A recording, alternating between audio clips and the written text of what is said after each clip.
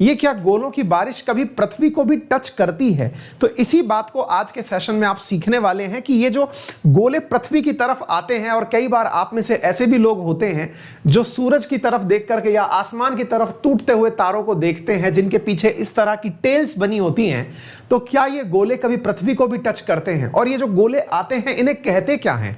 क्या ज्योग्राफी में इनके पीछे का कोई कंसेप्ट है? तो आज के सेशन में आप इसके बारे में चर्चा करने वाले हैं। जरा इस वीडियो को एक बार देखने का कष्ट करें, जरा इस वीडियो को नोटिस करें। साथियों, हाल ही के अंदर नॉर्वे के अंदर इस प्रकार से एक धरती की तरफ, दक्षिणी नॉर्वे की तरफ आता हुआ एक गोला टकराया है जमीन से, और यह जमीन पर टकराकर कहीं गिर गया है, जिसकी लाइटनिंग पूरे नॉर्वे में देखी गई है। यह दक्षिणी नॉर्वे में, जहां की इसकी राजधानी है ओस्लो, उसके नजदीक कहीं जाकर के गिरा है। यह कोई मिसाइल नहीं थी साथियों।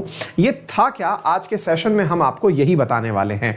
यह गड़गड़ाहट के साथ एक गोला था जो बहुत तेज गति से पृथ्वी की तरफ आया और पृथ्वी की तरफ आकर के नॉर्वे की राजधानी ओस्लो के नजदीक कहीं आकर के रात्रि में गिरा। तो अब हमारे लिए यह एक बड़ा ही विचलित करने वाला विषय है कि नॉर्वे में उल्का पिंड गिरा, यानी जगमगाता हुआ कोई पिंड गिरा। तो यह पिंड था क्या, और इसकी वजह से क्या कोई नुकसान हो सकता है? क्या यह प्रकृति में घटना पहली बार हुई है या ऐसी घटनाएं होती रहती हैं? इन सब बातों को समझने के लिए हम आपके साथ लेकर चल रहे हैं कुछ तथ्यात्मक जानकारी, जिन्हें आप जरूर देखें। और इसको समझने के लिए हमने जो फोटो और इमेजेस काम में ली हैं, उसके लिए हम आपको बता दें कि ये सारी जानकारी नासा की वेबसाइट पर उपलब्ध है, जहां से हम आपके लिए ये सारी जानकारी लेकर के आए हैं। तो पहले सरल रूप से इसे समझने का प्रयास करते हैं कि आफ्टर ऑल मुद्दा है क्या। देखिए साथियों, अगर हमें सूर्य दिखाई देता है तो सूर्य बीच में कहीं आपको यहां दिखाई पड़ रहा है, तो सूर्य के चारों तरफ चक्कर लगाता हुआ आपको मरकरी, वीनस, अर्थ, मार्स और इसी प्रकार से जुपिटर दिखाई दे जाएगा। आपको मालूम है कि पृथ्वी के चारों तरफ जो 8 ग्रह चक्कर लगा रहे हैं, उन 8 ग्रह के चक्कर लगाने में सभी की परिक्रमा सूर्य के चारों तरफ होती है। बिल्कुल ऐसे समझिए कि सूर्य बीच में बैठा हुआ है और सब लोग बारी बारी से इसके चक्कर लगा रहे हैं। इन चक्करों का एक निश्चित स्थान होता है।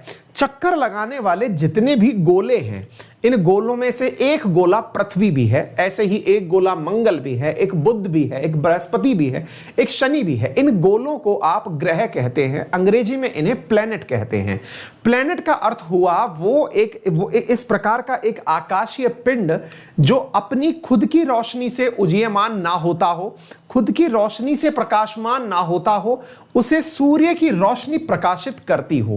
तो इसी प्रकार से सूर्य तो हुआ एक तारा, और उसके प्रकाश से उदीयमान या प्रकाशमान हुए ये सारे की सारे ग्रह। अब थोड़ा सा और समझिए साथियों, अगर आप इस डायग्राम को बहुत अच्छे से देख रहे हैं तो सूरज के चारों तरफ 1 2 3 4 ये 4 सर्कल दिखाई पड़ रही हैं। सूरज से तीसरे नंबर की सर्कल पर पृथ्वी बैठी हुई है, उसके आगे की तरफ मंगल है। अब आप उसके बाद देखेंगे तो एक बहुत बड़ी भीड़ सी दिखाई पड़ रही है। असल में ये वो भीड़ है जो कि खुद भी तारा नहीं बल्कि ग्रह बनना चाहती है। ध्यान से सुनिएगा, तारा तो बीच में है जिसके चारों तरफ ग्रह चक्कर लगा रहे हैं, ये वो भीड़ है। यानी कि ये एक प्रकार से समझिए कंपटीशन में रहने वाले वो सारे के सारे छोटे मोटे कंकर पत्थर हैं जो भी चाहते हैं कि उन्हें भी ग्रह जैसा दर्जा दिया जाए। अब आप पूछेंगे, ग्रह के दर्जे में ऐसी कौन सी बात होती है? ग्रह आकार में गोल मटोल होते हैं, इनके खुद के अपने उपग्रह होते हैं, जबकि ये जो भीड़ आपको दिखाई पड़ रही है ये छोटे छोटे ग्रह के टुकड़े हैं। ये समझिए कि ये एक प्रकार की वो भीड़ है जिसमें से छट करके ग्रह का निर्माण होता है। ठीक है ना? तो साथियों, आपको जो सूर्य की तरफ 4 दिखाई दिए, उसके बाद में ये जो आपको बेल्ट दिखाई पड़ रही है, इसे ही हम एस्टेरॉयड बेल्ट कहते हैं। यानी कि ये वो ग्रह की बेल्ट है जो कभी ग्रह बन सकते हैं। होता क्या है, इस एस्टेरॉयड बेल्ट में उपस्थित ये चट्टान जैसी संरचना वाले पिंड कई बार सूर्य के गुरुत्वाकर्षण के कारण खिंचे चले आते हैं। कुछ यूं समझिए कि इन्हें कई बार मार्स अपनी तरफ बुला लेता है कि आ जाओ, मैं अपनी तरफ आकर्षित कर रहा हूं आपको। आकर्षण क्यों? क्योंकि गुरुत्वाकर्षण का नियम कहता है m1 m2 upon r square, दो द्रव्यमान वाली वस्तु एक दूसरे की तरफ आकर्षित होती हैं। तो कई बार मंगल इन्हें अपनी तरफ आकर्षित करने लगता है, ये बेचारे भावनाओं में बहकर चल भी पड़ते हैं, लेकिन अचानक अर्थ वहीं पहुंच जाती है और वो रास्ता भटक के अर्थ के एटमॉस्फेयर में आ जाते हैं। तो यानी ये जो एस्टेरॉइड्स आपको दिखाई पड़ रहे हैं, कई बार मंगल के लालच में सूरज की तरफ चलने लगते हैं और चलते चलते रास्ता भटक करके पृथ्वी के वायुमंडल में आ जाते हैं। पृथ्वी के वायुमंडल में गैसेस हैं और उन गैसेस में ये जल जाते हैं, और ये जलते हुए ही हमें, ये जो एस्टेरॉइड्स हैं ये जलते हुए ही हमें दिखाई पड़ते हैं, तो इन्हें मीटियोरॉइड्स कहा जाता है। तो एस्टेरॉइड क्या है ये तो हमने देख लिया। ये एस्टेरॉइड एक बेल्ट है जिसमें ग्रह जैसी संरचनाएं हैं। अब सवाल बनता है कि इस संरचना में ये कैसी संरचनाएं हैं। तो आप देख सकते हैं ये प्रॉपर गोल संरचना नहीं है, ये टेढ़ी मेढ़ी संरचनाएं हैं, असंख्य प्रकार की विभिन्न विभिन्न संरचनाएं हैं। साथियों, अब यहां पर कुछ बेसिक अंतर समझते हैं, कुछ टर्म्स का अंतर समझते हैं। तो आप इसे इधर देखिए, हमने एस्टेरॉइड को देखा, हमें एस्टेरॉइड कुछ इस प्रकार से दिखाई दिया, आपने इसे नोटिस भी किया कि ये इस प्रकार का एक बहुत भारी विशालकाय पत्थर सा है जो आपकी तरफ आ रहा है। जरा सोचिए इस पत्थर का कोई हिस्सा टूट जाए और पृथ्वी की तरफ आने लगे, तो जरा आप इसे देखें। अगर यह हिस्सा टूटे और पृथ्वी की तरफ आने लगे तो साथियों इस टूटे हुए हिस्से को कहा जाता है मीटियोरॉइड। क्या कहा जाता है? मीटियोरॉइड। तो मीटियोरॉइड क्या है कि ये जो हिस्सा टूट करके अलग हुआ, that is known as meteoroid. ये मीटियोरॉइड एस्टेरॉइड में से टूट करके अर्थ की तरफ चलने लगा, तो चल करके जब यह मतलब वायुमंडल के अंदर एंट्री किया तो वायु में उसके अंदर आग लग गई। आग लगने के कारण इससे ऐसी जगह दिखने लगी जैसे इसके पीछे बहुत सारी टेल बनी हुई है, उन्हें हम कहते हैं मीटियोर्स। तो मीटियोरॉइड क्या है? एस्टेरॉइड में से टूटकर बनता है मीटियोरॉइड। मीटियोरॉइड अर्थ की तरफ आता है और उसमें लगने लगती है आग, तो इसे क्या कहते हैं? मीटियोर्स।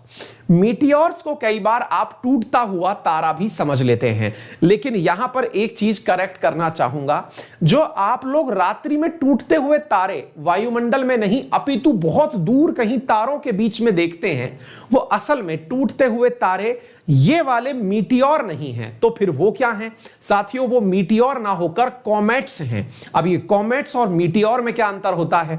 मीटियोर तो वो पार्ट है जो अर्थ के एटमॉस्फेयर में एंट्री कर रहा है, वहीं कॉमेट्स जो हैं वो हिस्से हैं जो कि अंतरिक्ष में हैं और अंतरिक्ष में एक तारे से दूसरे तारे की तरफ जा रहे हैं, यानी कि वो हमारे वातावरण से संबंधित नहीं है, हमारे एटमॉस्फेयर से संबंधित नहीं है।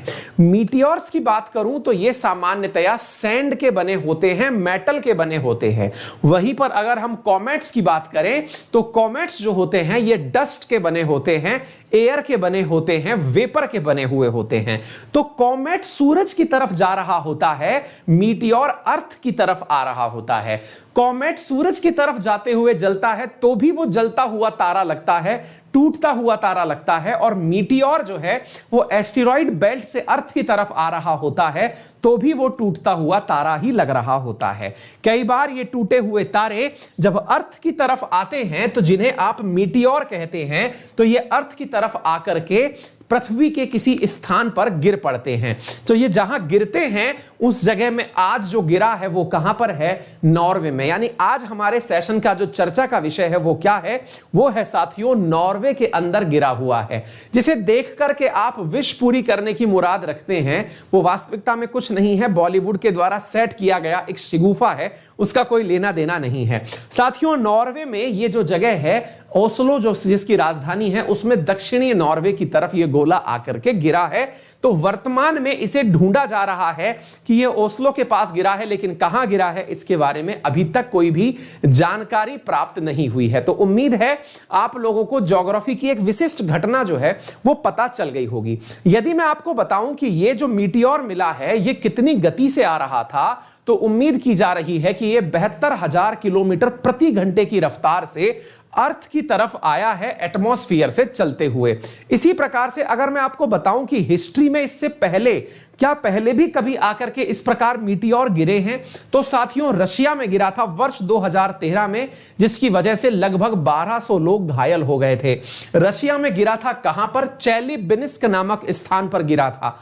ओस्लो में जहां ये गिरा है वहां पर किसी के हताहत होने की खबर नहीं है। फिर आप पूछेंगे ये दिखते कैसे होंगे, तो दिखते बिल्कुल ये सैंड पार्टिकल्स जैसे ही हैं, बड़े पत्थर जैसे हैं। चूंकि नॉर्वे में वैसे ही पॉपुलेशन डेंसिटी बहुत कम है, तो किसी के हताहत होने की खबर नहीं है। फिर आप पूछेंगे कि क्या इसके गिरने से क्या कोई गड्ढे वगैरह भी बन जाते हैं? बिल्कुल बनते हैं। आपने बहुत बार मीटियोराइट से बनी हुई लेक्स के बारे में सुना है।